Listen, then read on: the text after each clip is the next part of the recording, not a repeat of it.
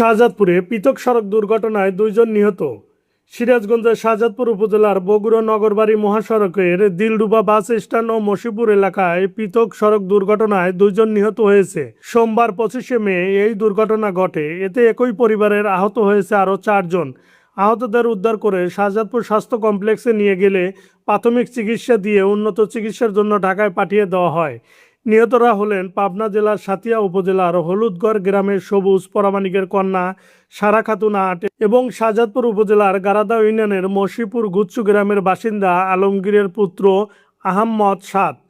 Police ও প্রত্যক্ষদর্শীরা জানান, সোমবার বেলা 11টার দিকে শাহজাদপুর উপজেলার বগুড়া নগরবাড়ি মহাসড়কের দিলরুবা বাস স্ট্যান্ড এলাকায় একটি যাত্রীবাহী সিএনজির সাথে লবণ বোঝাই বটবডির মুখোমুখি সংঘর্ষ হয়।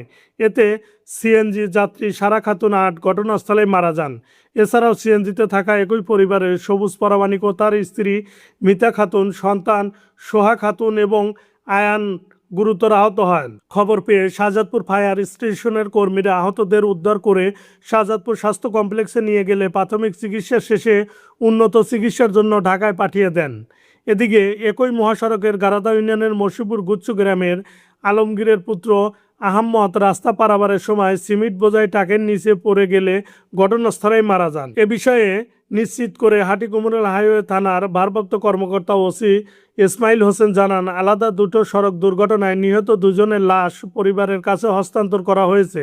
ঘাতক ট্রাক এবং বটবডি আটক করা হয়েছে। দুটো ঘটনায় আলাদা মামলা দায়েরের প্রস্তুতি চলছে। Amirul Islam, digital, Shahzadpur news.